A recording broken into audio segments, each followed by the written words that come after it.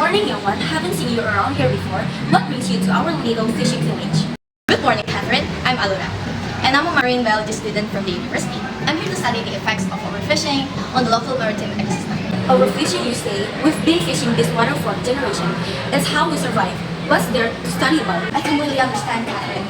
Fishing is crucial for communities like yours. But with the increased demand for fish, overfishing is becoming a serious problem.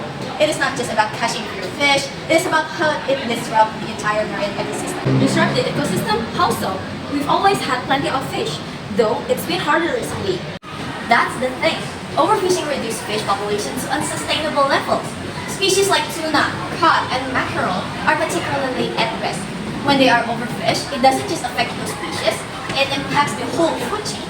Predators like sharks and dolphins loses their food resources, which leads to imbalance. I have noticed fewer sharks around lately. Didn't think that could be connected, but we fish to feed our families. It's hard to cut back when people depend on it. Absolutely, and it is a difficult balance. But when fish populations drop, it becomes harder to catch anything at all, which affects your income in the long term.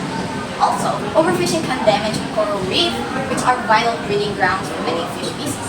Without healthy reef, the fish cannot reproduce as they should.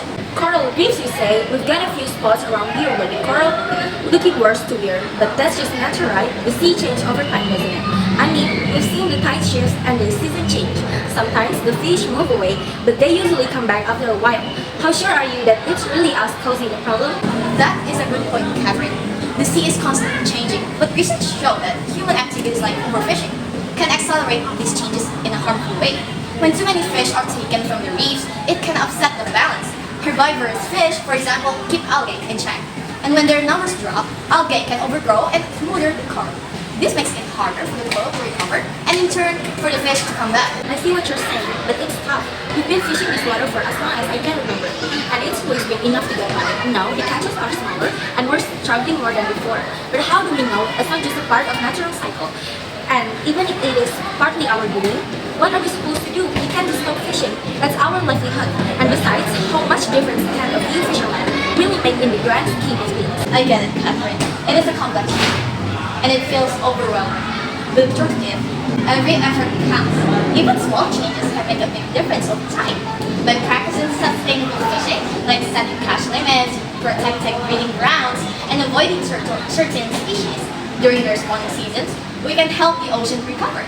It is not about stopping fishing altogether, but about fishing in a way that ensures there will be a fish for future generations. Sustainable fishing, huh? It sounds good in theory, but what about in practice? Saying you catch fewer fish to give them time to recover, one that just hurt us more than being shortened, might really depends on those that only catches to put food on the table. And what if other fishermen don't do the same? It feels like we'd be sacrificing a lot without any guarantee that it will work or that everyone will play along. Those are valid concerns. Transitioning to sustainable practice might be tough at first, but it is an investment in the future. Some communities have already started working together to manage their fisheries, setting local rules that everyone agrees to follow.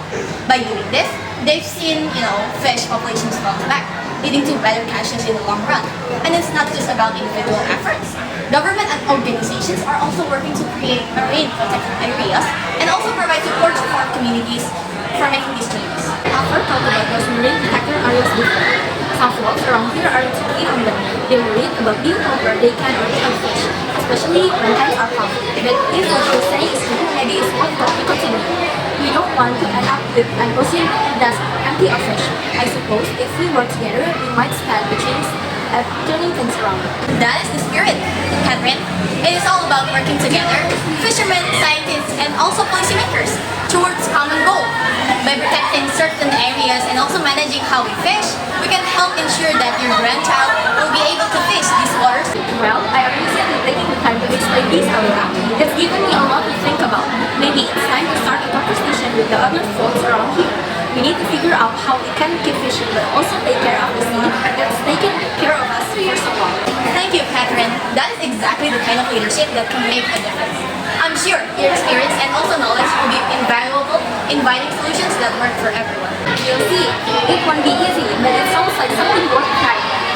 Safe travels with your studies, Allura. Keep spreading the word. People need to hear you. Thanks, Chatrine. I will. Take care and good luck with your next time.